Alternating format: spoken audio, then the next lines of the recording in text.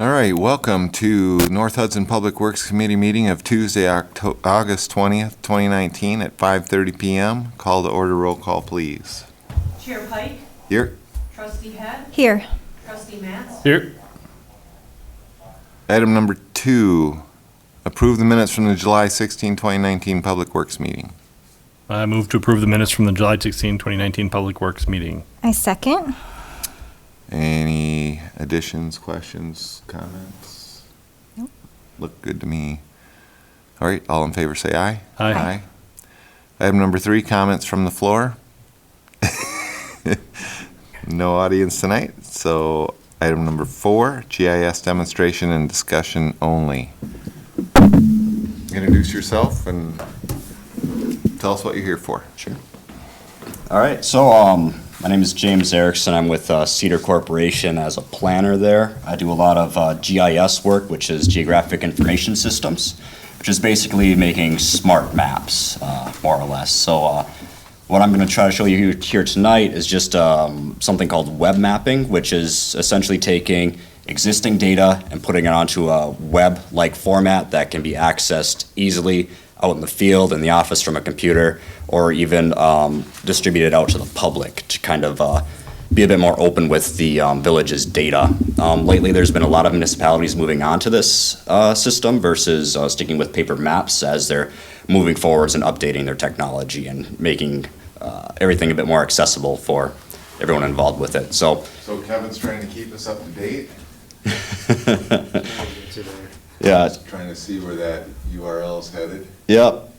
So right now what I have up here is a Cedar Corp. This is our ArcGIS online account that we have set up. And basically the software, it's called ArcGIS Online. It's offered by a company out of California called ESRI, or Environmental Systems Research Institute.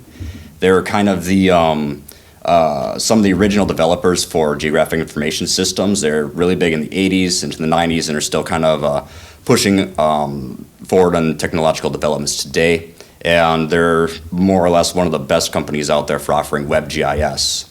So as I go through this, please feel free to interrupt me. I do much better when I'm talking to people instead of at them. So I guess we could just start off and I'll show you some of our basic things on here. So right now what you see on our page, this is just like a gallery of different applications I put together, and this is just some marketing apps that I made for Cedar Corporation to show different places. So some of the data is real, some of it isn't, so just keep that in mind. So we can start out by going to a zoning map, and I know this one says Michigan up here, but Menominee, the city of Menominee, they just went live with their zoning map, so I'm actually going to show that one instead. So clicking into the applications from this webpage, simple as just clicking and it loads it up. So here we have the Menominee ones, and right away we get this big disclaimer on the front of the page. And now this is a zoning map open to the public, so anyone can access this. And the whole reason this is here is saying, hey, don't sue us if you do something stupid from this map. So in a nutshell, that's why that's here, and you need to agree to get past this page. And once you're through that, you can see that there's actually a web map, and it's interactive. You can zoom in, zoom out, and get information from all the parcels that are in here. So if I click on one of them, I can pull up this box. It has a parcel ID, tells us what zoning district it's in, and I've also set up so that it will link outside to different things according to the parcel. So for example, this one is Ag 1, agriculture. So clicking on this more info link, it directs directly to the agricultural district zoning information for the village of Woodville. And I've also have it set up to link to St. Croix County's web GIS portal for that specific parcel. So if someone were interested in, what's the zoning, what's this parcel, assessed at, things like that, then there's some linkability between things. And it doesn't have to be just URLs for this. It can also connect to files that are saved within your system, such as PDFs, special assessments. I think that's a buzzword I'm supposed to say somewhere in here. So, and generally, more or less anything that you really want to have on here. If it can be represented spatially, somewhere out in the world, it can be shown on one of these maps. All that information is public? On this particular map, yes. However, with user licensing from ESRI, you can have maps that are private just to specific users, and each one of those users you can assign the ability to edit certain data sets, or only view certain data sets, or be locked away from certain data sets. Okay. So it's quite flexible in security and stuff. So if, for example, you were to get a map of your water mains up on here, it would be set up so just the, people with the right authority can access it. Public Works Department, people out in the field, people in the office, for example. So, public aren't going to be knowing where your water lines are buried at. Okay. So, just like Google Maps or the county's WebGIS thing, there's different functions on here we can look at, such as changing out our base maps. Looks like we got quite a few new ones here, community maps and whatnot, but we can throw up a general aerial imagery map under here so we can get a better idea of what's going on underneath of all these zoning parcels. Does it do a bird's eye view? Does it go that, kind of like Google? Yep, it is. It's this isn't Google Maps behind here. This is ESRI Maps. So, Okay. I mean, they're pretty good, but they're not as good as like Google Maps or even the county's website. And currently, I am kind of working on trying to tie those into this system. Okay. So it's just a little bit of computer coding and know-how to get to that point. So I'm working on it right now for some of our other clients, but as it sits, ESRI does offer some fairly nice imagery. I think it's based off of the 2015 NAPE imagery that went around by the DNR not long ago, if I'm not mistaken. So, I mean, it's not the best, but it's decent. It gets the job done. And like all aerial imagery, it isn't super accurate, but it's enough to get an idea like, oh, hey, there's a house here, So, other things on here, we have a few user-friendly little buttons like return to home, go back to our previous extents, go forward to our extents, and then there's also our zoom to location button, which don't know exactly what this is going to do. Oh, it looks like it got us pretty close to where we actually are.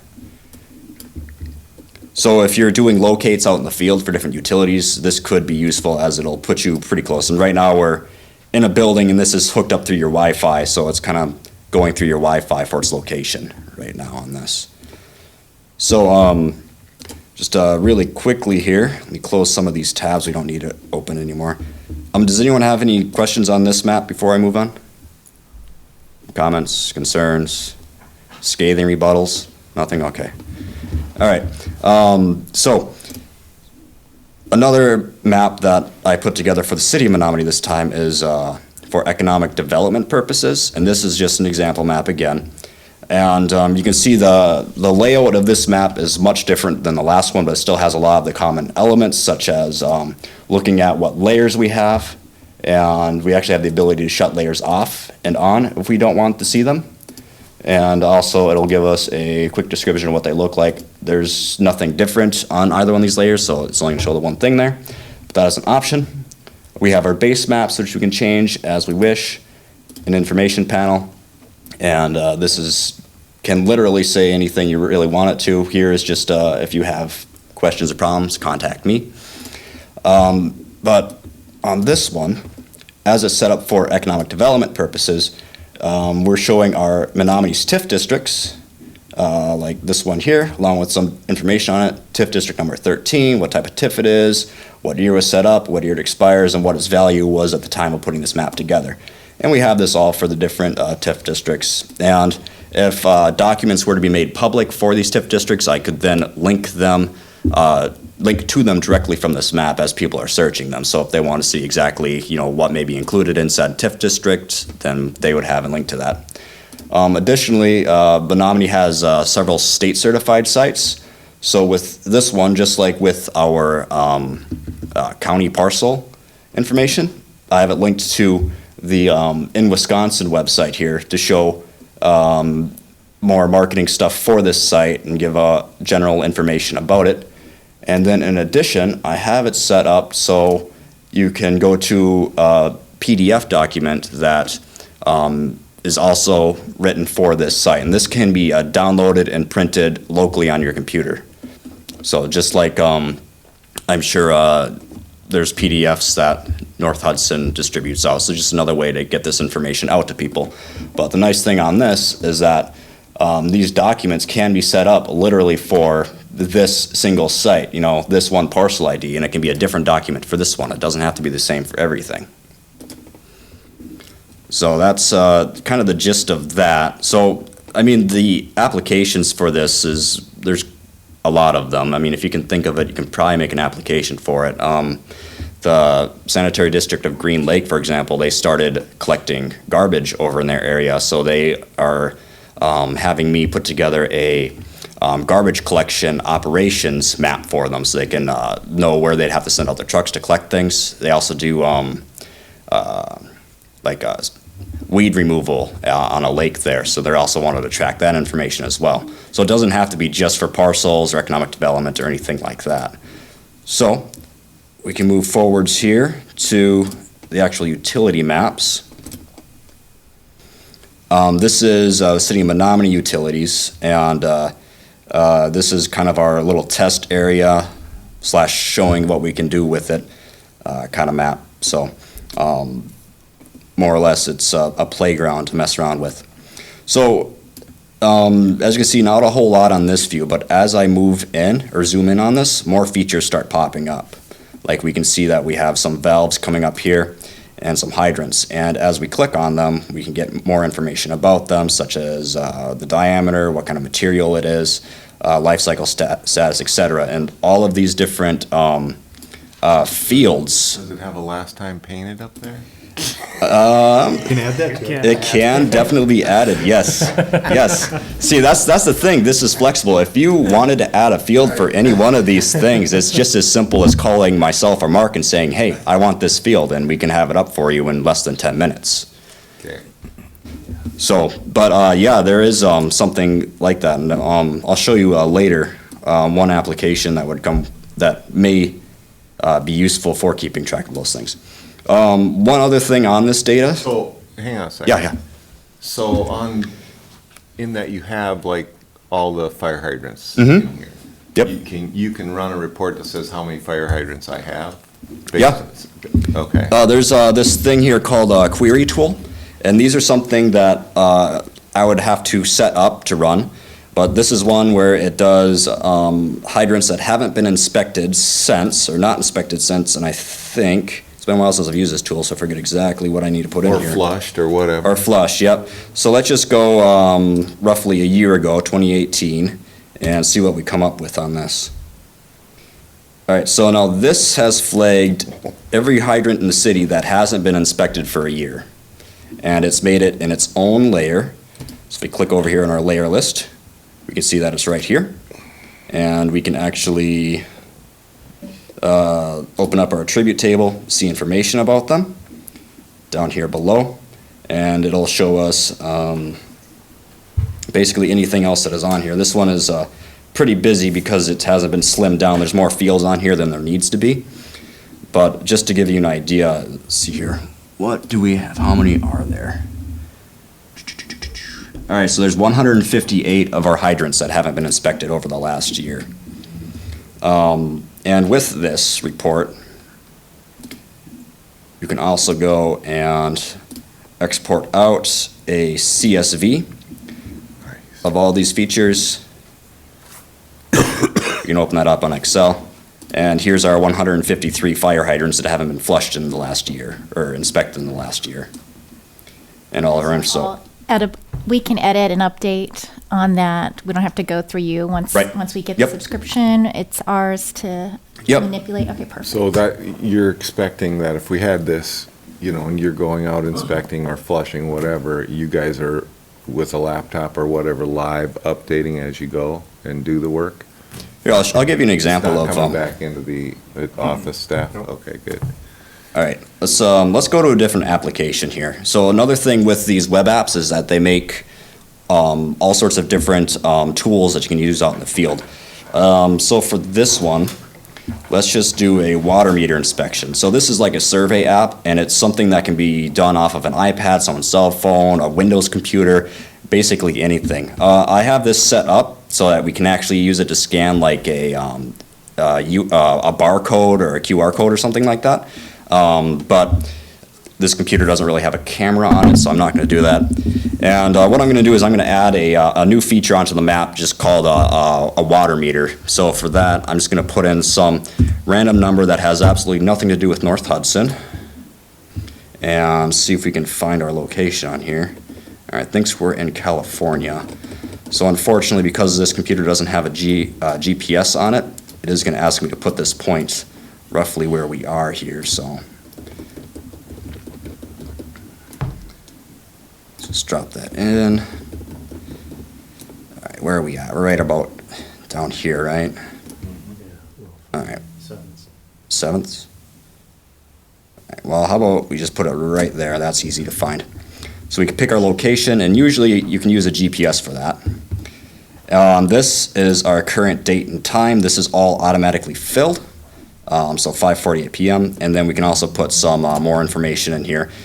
This is just water meter type. It's filler data for this example, but it could be what is the paint condition? Is the nut on this hydrant stripped? Is it missing a cap? What is the gallon per minute flow? How long did you flush it? It can be all of these sort of things. Additionally, you can add photos and other file attachments to these layers, and also type in a comment.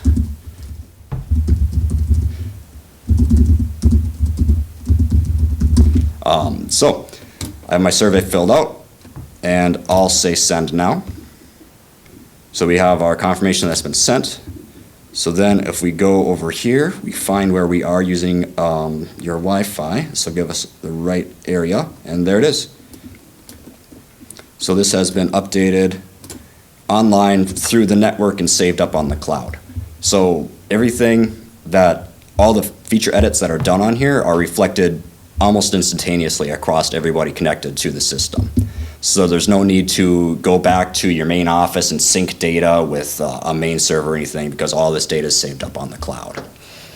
One other thing here too, I'm actually going to pull up my phone. I'm going to open up that same app that you had just saw me open up, and I'm going to do an inspection on this meter.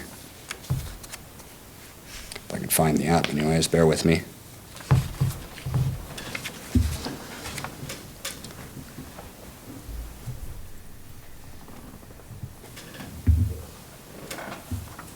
So I'm just going to collect an inspection for this meter. Number 54016, 54016. It's going to have our current time. I'm going to attach a photo to this, so everybody smile. Got our photo, and I'm going to say this meter needs to be repaired. And we're going to say test 2, enter comments. Hit that, say everything here looks good. We're going to send our survey up to the cloud. It's asking me to sign in because I haven't done that yet. So this is the whole password protection thing. A lot of these apps, you can download them, but it's not going to let you send in the data or access the data unless you have the proper credentials for it. So right now it's asking me to sign into Cedar Corp's ArcGIS Online account.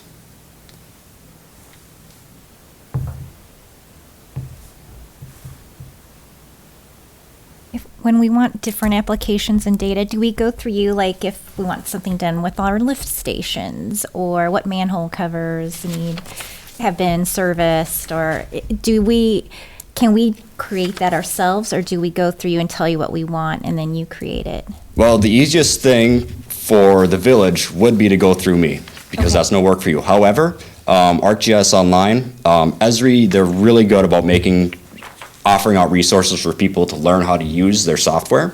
So putting together your own maps and apps are definitely something that the village will be able to do.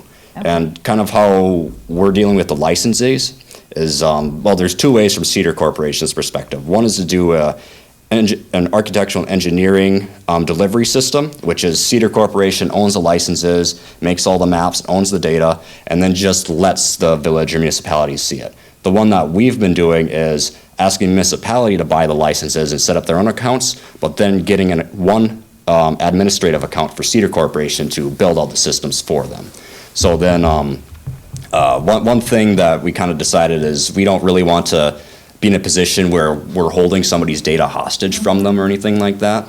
So it's better for us if we just let the municipality handle those licensings. So whose cloud is it? It is ESRI's cloud. ESRI? Yeah, they're the big company out of California. And they have their own servers, Yes, yeah, they have their own servers and, not using Amazon or somebody else?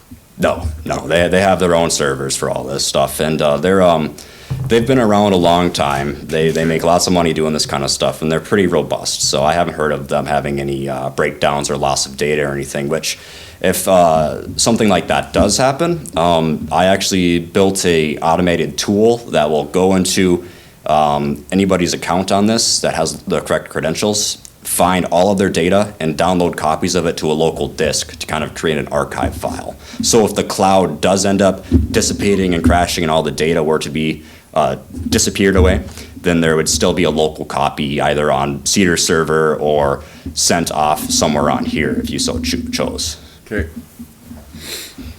So, anyways, so I sent that inspection in here, and now you see how I scrolled out there and the meter turned red. That's because it's updated from that inspection data. So if we look at here, we have our inspection time, 5:48, our status needs repair, and the inspections note being test 2. So from a visual perspective on our map, this meter is now red instead of blue. So if you're just doing a curiosity glance over top of this, you can say, okay, well, this fire hydrant has a big exclamation point over top of it, or this valve is open when it shouldn't be opened. What's going on here? So it's a way to kind of keep system-wide sort of eye on what's going on with your utilities. So to just give you an idea on what I did with my phone, you click on the feature, open up the app, pulls it up here, directs you to the survey, auto fills out the ID, the date and time. We can change our status, add in our notes here, and send off our survey online. No, you didn't show us the photo, you know. We're getting to that. And then we go back to our app. We let the map refresh. By giving it a second here, sometimes we have to actually go and refresh the whole page for these because they do take a little while. It's not instant, but it's pretty quick. So I see it loads us up to our home extent, but that's okay because we have this handy button down here that we can click and it'll bring us back to where we were before. And we can see that the meter is now blue because we've put the inspection status to good. And about that photo, if we wanted to see all the inspections for our meters, we can go back to this query tool, go to our inspection tool, find out what our meter ID number that we're interested in, so 54016, run our inspection. It's going to select all of the inspection locations, because every time an inspection is done, it pins a location for it. And it pins some down by Ghana, because that's 00 on the map. So that's what it does when it doesn't know where the inspection's coming from. I did not know that was 00 on the map. Yeah, so if you ever find something down there, it's 00.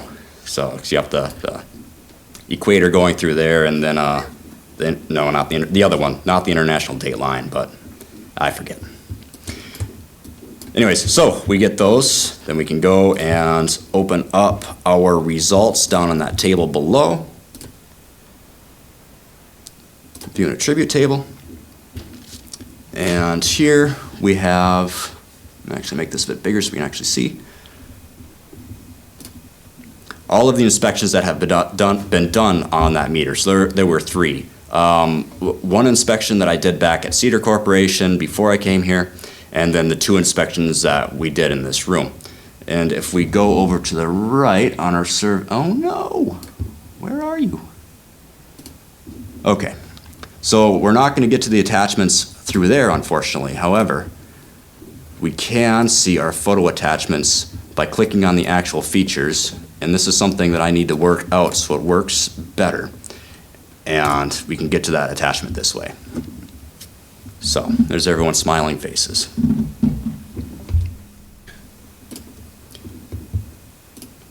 Other things with this map, this year, what have we gone over? We have done our live edits already, right? Inspections, query tools. Yeah, I think that's just about everything I got here. There's a plethora of different tools on here, such as being able to measure distances, and changing that out to whatever it is, what unit of measurement you want. You can do polygons for areas, that sort of thing. A general edit tool for adding features. Like, for example, this is a red line feature. We can click in here, and we'll just call this water system error and say no polygon actually exists here. And that's automatically saved. So now everyone in the system can see it. So that's one way you can kind of point out map errors and stuff like that, is by putting together a red line layer and just recording things as your people are out in the field. So if the map is wrong, and I don't know, actually, I didn't do my due diligence coming here. Does Cedar maintain their utility maps? Yeah. Okay, and that's mostly Mark who does that? Yes. Okay, so if you find that something's wrong on the map, or it doesn't match up, you just leave a red line there saying, hey, there's actually needs to be a water valve here with a 8-foot stub coming off of the main directly north. Leave that in a red line, and then Mark or myself will see that, come in and edit the data accurately, so then it will be reflected in the map. Then once that red line is in, we can either delete the red line or archive it.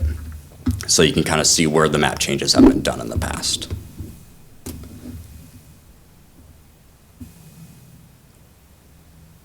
So let's see here. I think that's nearly everything I have. I suppose I can show you one other thing here too. You can also set up these queries just to run automatically. This one selects all the water hydrants whose manufacturer are US pipe. This can also be all the water hydrants whose paint needs to be redone this year. Basically anything that you would want me to set up for you. Okay, so, Patrick, what are your intentions?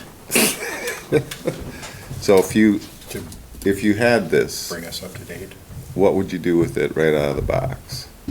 What would be your critical or priorities that you'd want on this mapping system? Well, I guess our priorities are for right now, I would like to do some stuff in the parks as far as with the the emerald ash borer or whatever, if we made an inventory of our trees or started an inventory. I'd like to have an inventory of all our signage, all of our storm sewer catch basins, manholes, things of that nature. And then I would also, it would be very nice to be able to just go out in the field when there's 4 feet of snow on the ground and walk up and go, there's the shut off, or whatever, if we have a water main break, or if somebody has an issue in their house or something like that. We can, rather than trying to dig around for it and we maybe can or can't find it. If we can't find it, then we have to come back to the village hall, go through the paper as-built downstairs, or I call Kevin, and going through the papers downstairs is not fun. There's a lot of it that has some water damage from years ago, so it's not really my favorite job, but we have to do it. I also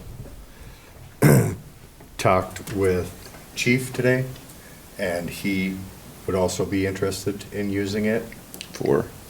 They can use it for crash scenes, investigations, things like that. So he definitely, he said that he would be interested in that. I also talked to St. Croix County. They have the same type of GISing, which there's shared data back and forth. Is it a competitor or their own? They have the same, I believe it's ESRI. Okay, So They're kind of the standard as far as GIS goes in the United States. okay. So I did talk to their GIS guy today, the main guy, and he said that any maps or anything like that, they're willing to help us out and things like that, so. Who's that? Somebody at the county? Yeah. Oh, okay. How many municipalities are using this, Kevin, that you take care of? What do we, I think we got. Well, how many Cedar total? just As- started out doing this web mapping thing because this system is very new. ESRI just came out with it, I think 2 or 3 years ago, it being as usable as it is now, maybe the last year or so. So we just started marketing this late last spring. We have 3 active clients: City of Durand, Village of Woodville, and the City of Prescott. And actually now Clear Lake as well, I'm doing a zoning map for them. Village of Mishicot, far over to the east side of the state. And we also have some feelers, and we'll likely move forwards with the Sanitary District of Green Lake, City of Menominee, and I'm trying to think. I know there's probably at least 2 other ones I'm thinking, and currently you have a couple other clients you're going to want to advertise this to. Right. And I know a lot of the engineers have been approaching me and asking me to come to public works meetings and kind of do my Prescott's on it spiel. already, huh? Yeah, it's we're still in progress of making their maps for them, and unfortunately, the data they have, it's not survey accurate. So if they took out their high accuracy GPS to find a curb stop, it'll bring them to roughly the right location, but they're still going to be off because they haven't actually shot any of their locations accurately. Okay. And So that's what these guys would be doing? Going Yeah, shooting? you This would is a have- fire hydrant, this is a stop sign, all that? yeah, And how do you do that? You have to actually go out and buy a piece of equipment. The one, Village of Woodville actually went through and bought a unit. It's a Leica, is the, manufacturer, and it's comparable to our surveying It's just- equipment that we have. It's a GPS? It's a GPS unit. It's not as accurate as what we have, but it's plus or minus 4 inches, which is, Oh, yeah. that's plenty accurate. It'll take you from, digging out 15 feet of snow, finding a curb stop, to maybe 2 feet of snow. so how much is all this? So their GPS unit that they purchased was around $10,000 Okay, so, for the unit. and that's just one unit. Yep, that's one unit. Which I talked to Chief, and he talked about, Splitting it? things like that. Well, I don't know about that. We haven't gotten that far in the Okay. conversation. He is pretty busy today. Sure. But something like that is gonna last quite a long time. Yeah, It's not like that's something. Is it something that can upgrade? I mean, is it an Is upgrade? it free upgrades or is it? Yeah, is it paid software based upgrade? too? yeah, there's some software that goes along. And so is the software being well, like you said, is it gonna get updated for free, or is it every time there's an update, we gotta go pay? There's like a certain amount of number of years that you're included into that. So it's got a licensing agreement on it? Yeah. Okay. Right, it's similar with this. That's- With the ESRI stuff, you don't have to install any of these apps. It's all based online. I mean, you have to install like the survey app, like the little ones to do field work and stuff, because they're designed to be used without an internet connection if need be. Okay. But these ones, it's all done online. You don't need to install anything on your computer for it. As such, ESRI just automatically does the updates. You don't have to update them yourselves. However, they do change their licensing every couple of years. That I don't have any control over. But generally speaking, they're not too terrible about taking things away from people, so. So this is a web-based application? This is web-based, yep. Okay. So, I mean, you can run this on a Samsung smart fridge if you wanted to, Okay. so.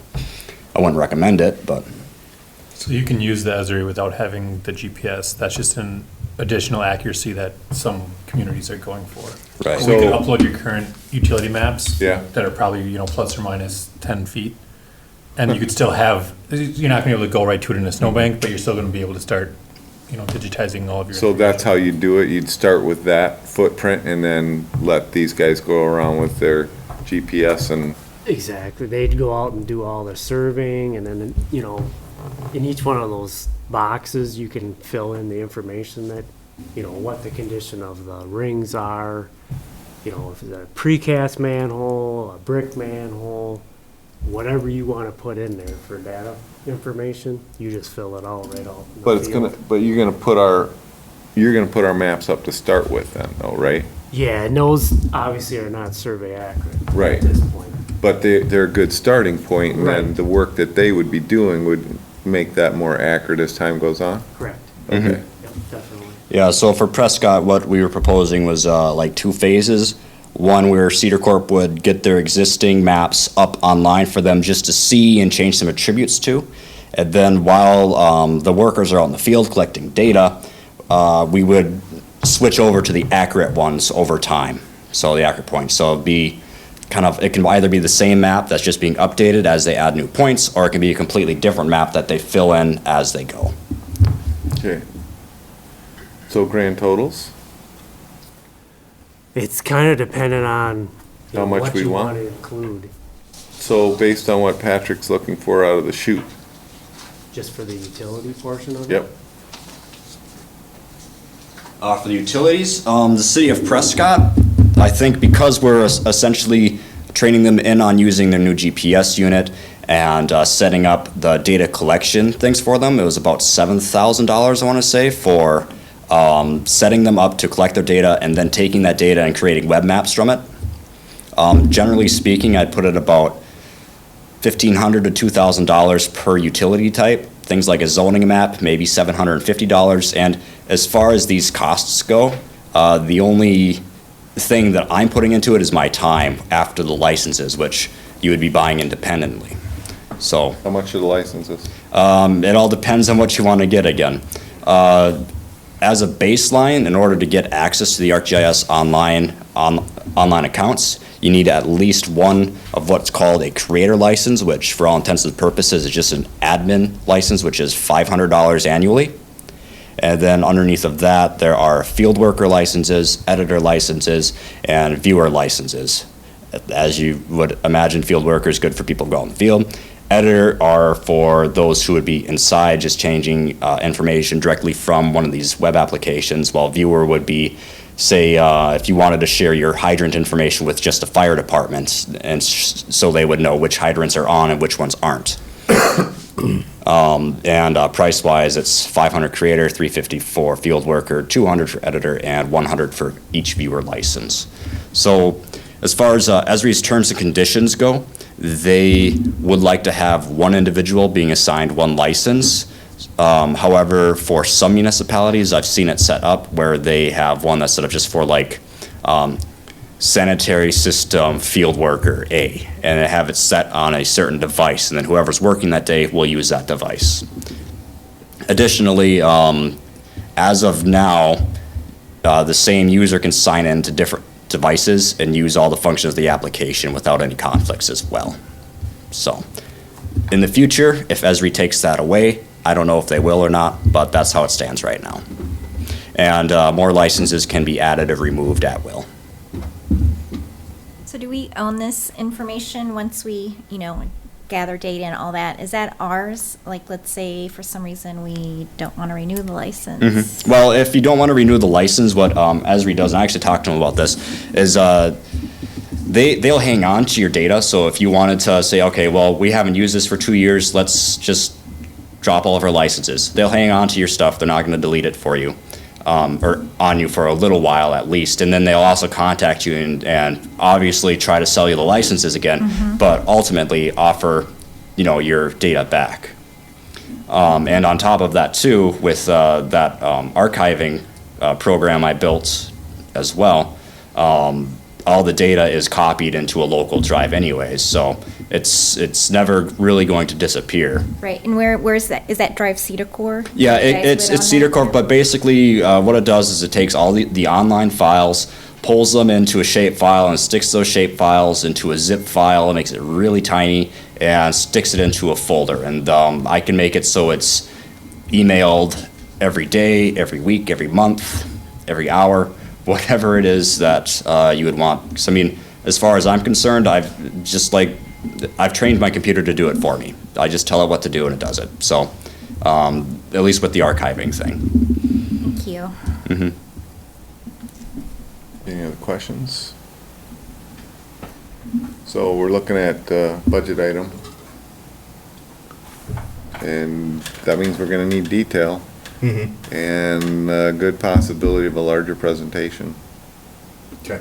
I mean, if the chief's interested, I can see applications for not just the chief, but the Well, administrator. zoning, yeah, there's And definitely- zoning. And so I think we want to get as much buy-in Yep, beyond just us needing it for utilities. yep. Well, and it's not just utilities. Right. But I'm saying I don't know the best way to go here. Do we start off with just coming from Public Works and just pushing for it for the utilities portion? Well, It's part of sell our- it to chief and have him take it through public safety and sell it to parks and have him take it through Yeah. parks The more committee and- applications, the more, But that's also the bigger dollar amount that we're gonna hit. Well, not really, because we have one user for parks, utilities. I mean, So, Streets. so if we do utilities, Mhm. and then we wanna do parks, Mhm. are those two separate costs? It'd just be adding on to the current account. How ESRI has it set up is, I call a representative out of Minneapolis, Jerry Johnson, and just say, hey, City of Menominee want to get an ArcGIS online account. Right now, we're looking at 4 users, one for the Director of Public Works, and then 3 others for different people within their departments. And when I do that, I say, okay, name the account City of Menominee, name the department for these accounts, Public Works. So then if another department, such as like the Menominee Police Force, wants to be lumped onto there later, they just become like a sub-entity of that organization, labeled, like police departments instead of Public Works. Under Menominee, Yeah. there'd be Public Works and then police. And it would be City of Menominee, Yeah, Public Works, and police, separate shoots. yeah, okay. So, and the licenses are really flexible amongst the organization. Actually, if you give me a minute here, I can pull up the City of Durant's, because they actually have a couple of licenses. Yep. Okay, So- guess we went to Cedar You Corporation. guys can see the benefit? I can see the benefit. I think I'd want to pass it by a couple more set of eyes, like with the data ownership piece, and Yep. if down the road we weren't happy, Well, the data, if what he was saying then about, we can have it on a drive or whatever. yeah, as long as we've got the Local drive. data, and Cedar Corp's gonna have the data, Cedar Corp can also mail us the data that we can put on our servers and have those backed up.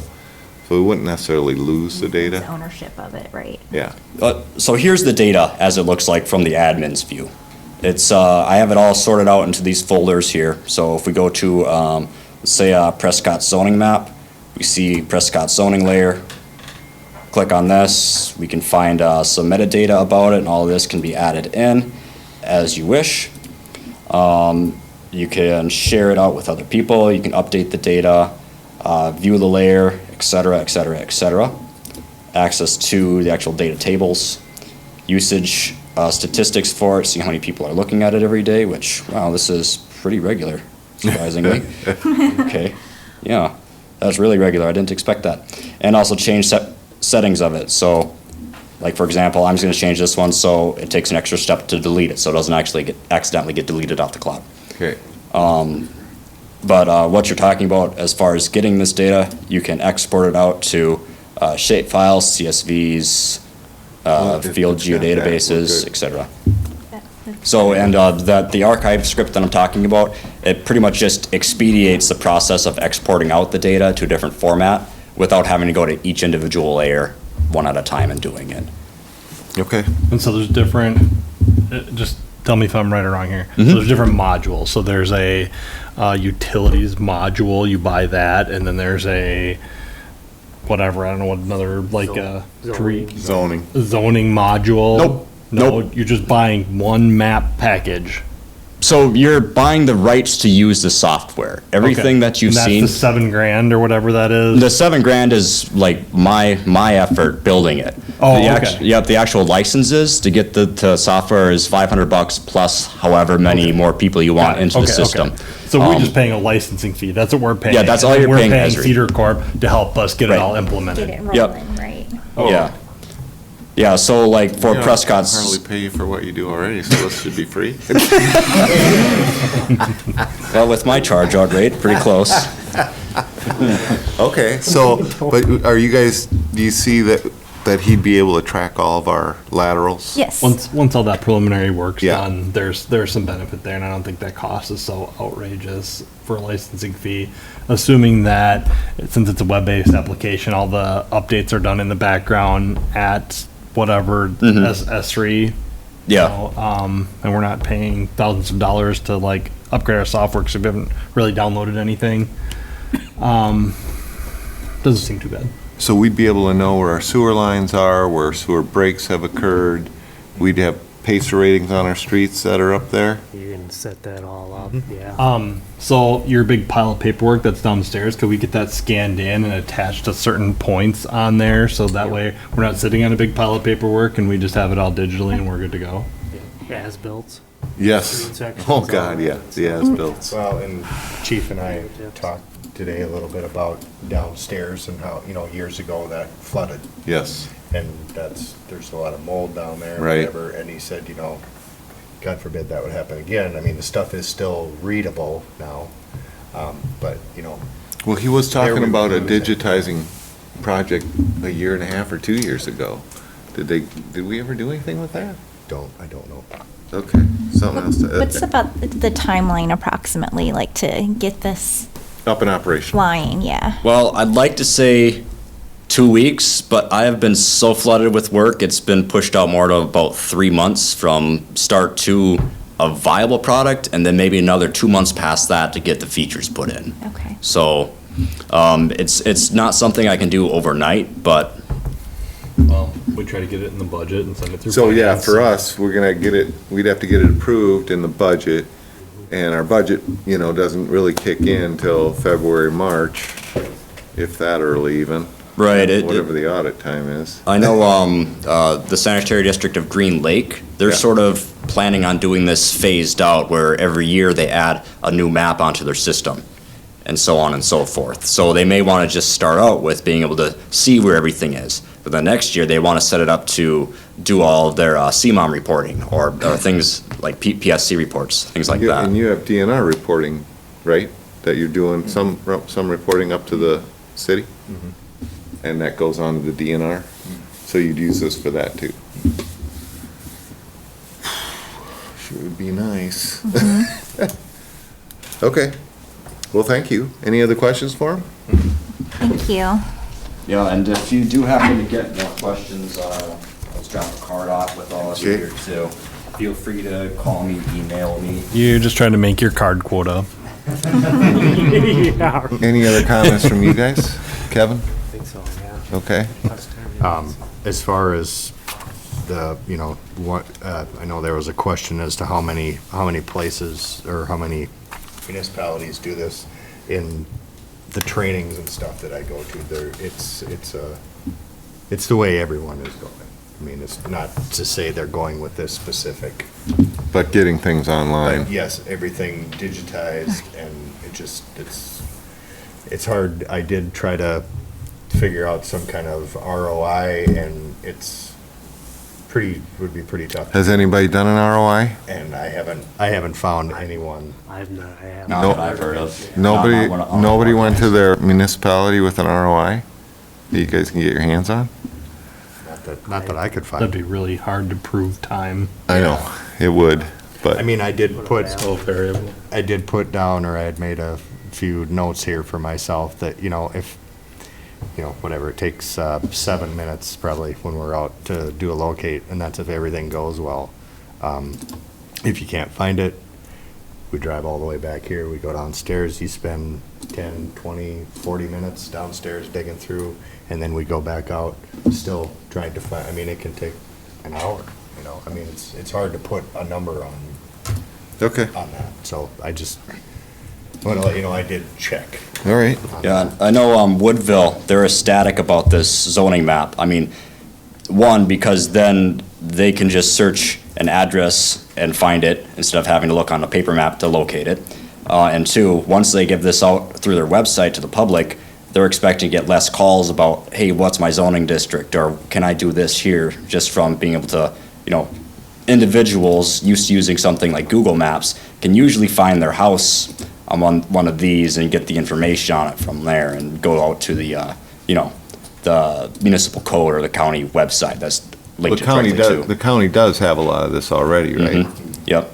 Yeah, which is why and like, the data I use to put together at least this zoning map and the parcels, and as a general rule of thumb for most data that I am putting into these, it's all a snapshot in time. It's only as good as when it was first put together. So like this parcel data is based off of 2018 tax information. Well, now we have 2019 tax information. And I mean, I could try to update that every year, but that's way more work than I'm really ecstatic to put into these kind of things. So I'd rather just link it out to the county's website because they're already doing that work and it's a lot more accurate anyways, so. Okay.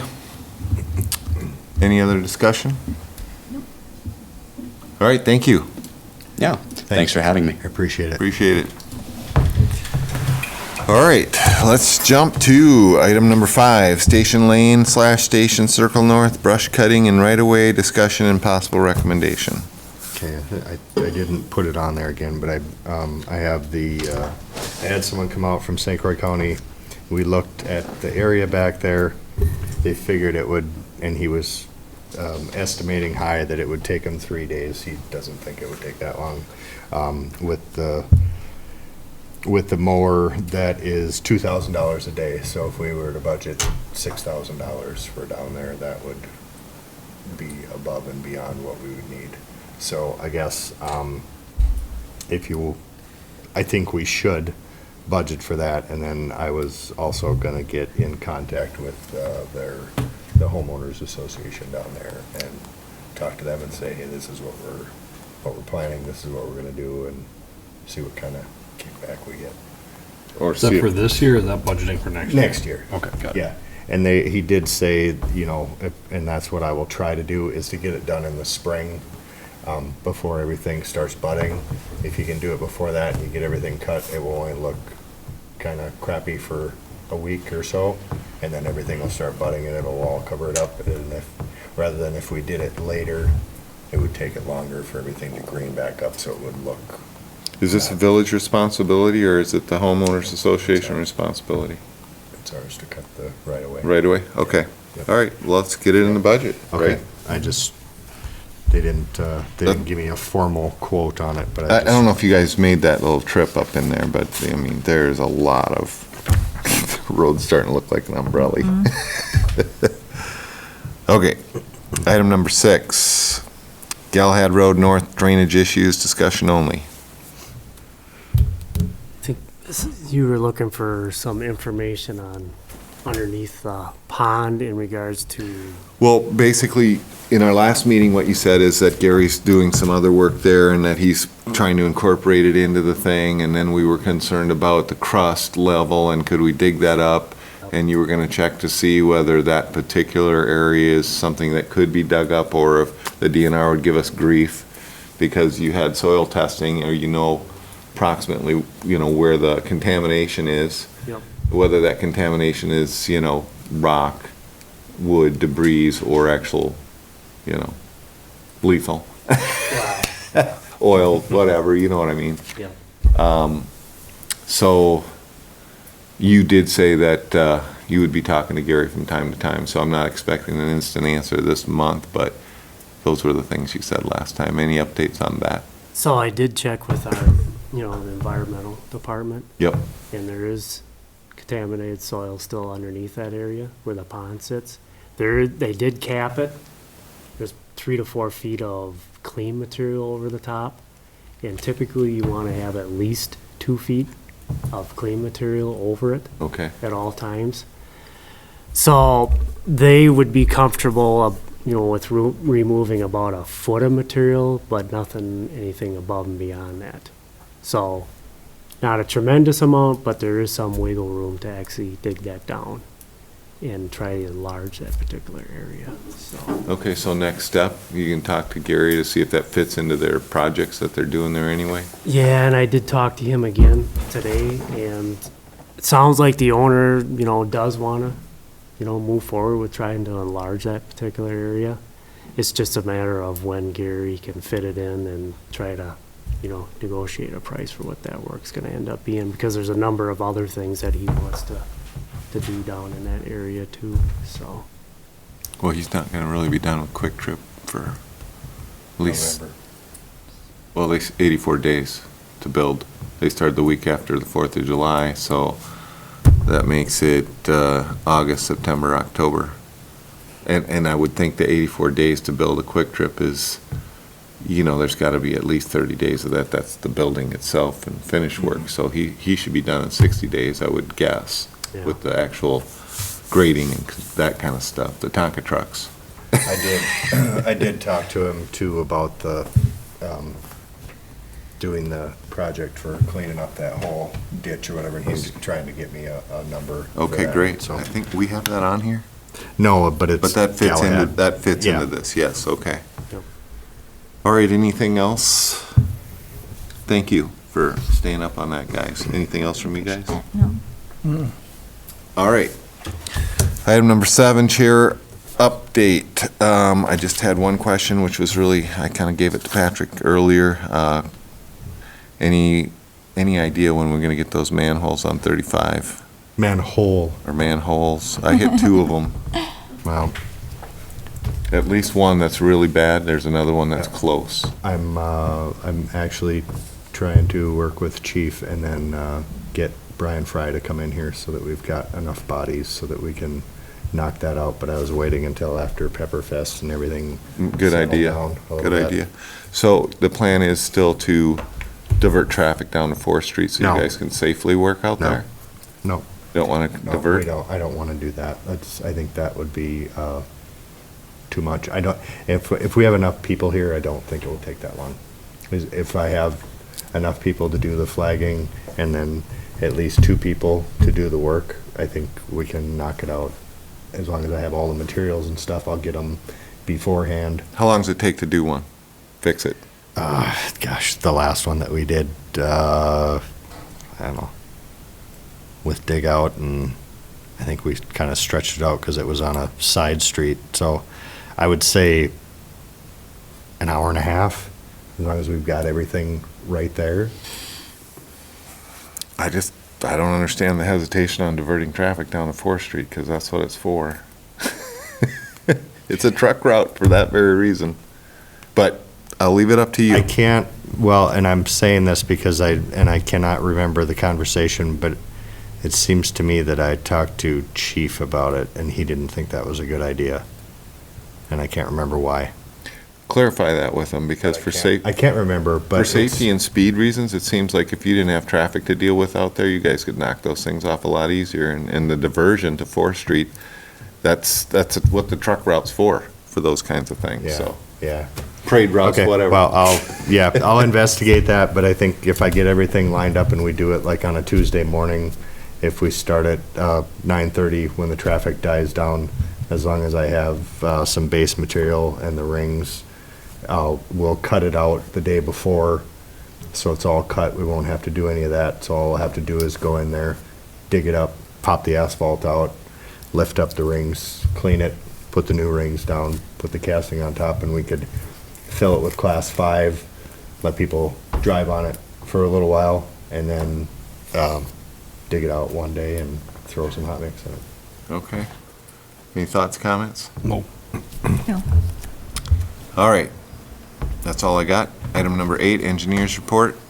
The only thing that I wanted to bring your attention to, and there's a handout that I provided, was this is something new. This is kind of a one-time deal, and it's in regards to the LRIP funding, MISIP.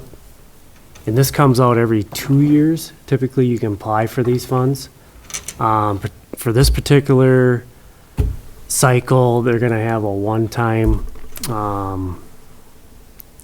up to $75 million that's gonna be allocated towards these funds, and that's split up amongst 3 different categories, one for cities and villages, one for the counties, and then one for the townships. The township typically gets the majority of the dollars, And you can see out of the 75 million, there's about 19 million that's gonna be allocated. This is for like your local roads and bridges. Typically, in the past, the dollars that you received, it's been around $15,000 to $20,000. You have to go, typically in front of the committee. The county holds those towards the end of the year, and kind of lobby to get the dollars, the funds. But in the past, it's been kind of a 50-50 split on your projects. You don't necessarily will get all those dollars because they kind of they have a certain amount of money to work with, and they kind of try to split it up amongst the applicants. But for this particular round, it's going to be a 90-10, so 90% will be grant dollars, while the 10% would be for local. So That's good. yeah, big difference from what we've seen in the past. And if you were to get the dollars, wouldn't necessarily, you'd have to complete the project the following year. You have a sunset clause. You have 6 years basically to get the project completed. So I think a lot of communities are going to try to apply for it. The criteria is still in the works. That hasn't been finalized yet. There's going to be a certain cap amount to it, but I would think there would be some street that we could probably fit in and try to apply for this fall. So it's just roads? What about, retaining walls that are? I couldn't help it. But, that's right next to the road. Typically, I haven't seen the retaining walls, but So usually if- it's been like your local. So if we streets. apply for this, you have to apply by when? Usually the application is due by, fall time of this year. And then they kind of have their committee that they hold November-ish. And then from there, they'll actually pick the projects that, they're looking at actually funding. And if you guys were to guess at what project you'd throw at this, would it be like Galahad Road North? I'm just Yeah, curious. that's that's what we're looking at. You look at your, your 5-year capital improvement project plan and Right. kind of pick which one you think that And you we were, would want to apply for. that, I don't know if we got it on there yet, but after the trouble we had down there, we thought that should be on our 5-year. Yep. So, anybody disagree with that one? No, not at all. The only thing I don't know is what you guys know, if there's something of greater need than that one. I don't believe so. Yeah. No. The ones at and the other ones are in the works. Right, 35 and Wisconsin Street and okay, Monroe you already have for the STP project, so. well, great. I think it'd be great for Galahad to get done. Or they have harbors/pedestrian malls on here too. They do? We'll do it all the way down to the pedestrian mall then. Get as much done as you can. Pay it right to the river. I think we took a turn there. All right, anything else, Kev? No, that's all. Any other questions for him about No. this? All right. All right, item number 9, our director's report. So we got, the seal coating is done. Yay. Came in, got that all done. We did all of Cratley, and then from Cratley, 10th Street, all the way up into the ridges. Now, do we go back and sweep that? That was my question. We'll sweep it. Yeah, we do? We do the sweep, or do we bring? Well, you the- can if you'd like. No, do we bring the sweeper guys in? No, that's why we bought a box broom, so that we can sweep it. Okay, and then you hang on to that again still? Mm-hmm. Okay, you're still doing that same thing with sifting it and, okay. Yep. Cool. So we got that done, and then the spray patching is obviously, that's in progress. They were back they were here last week a few days. I think a couple weeks before that, they came for a few days. They were here today, just randomly getting potholes, big cracks, stuff like that. How long before they complete that, or is that just all the way to the fall? It shouldn't take a terrible long time. They can move pretty fast. They have the county now has the one-man machine. Okay. You might see it around town. It's got Okay. a arm on it. And Yeah? got a little joystick and whatever, so. Cool. Yep. And just to back you up a sec, the sweeping, when does that get done by usually? Well, I like to leave, Obviously, we have a resident that wants to know. I like to leave the rock My truck is on. sliding a little bit. I like to leave the rock on as long as possible. And I know people get, Well, the motorcycles, Anxious. and you're a motorcycle rider, so you know how that important that is. so we're gonna work on, by the end of the week or next week, to start sweeping it up. We did sweep some intersections and then down at the bottom of Cratley, because obviously that's where it kind of Yeah. built up and stuff. So we did try to pick some of that up, but the longer we can leave that rock on there, the better, For the the better street. seal you're gonna get. Because Okay. and then when it's hot out, or when it's really hot, I don't like to sweep it, because then you're gonna expose some of the oil and you're gonna have bleeding. And now I've got a whole other group of complaints that. Well, I appreciate that, Patrick, 'cause that gives me an answer when people ask me about that. That's Yeah. perfect. Yeah, There's a reason. yeah, there is. It's not, I'm not purposely trying to.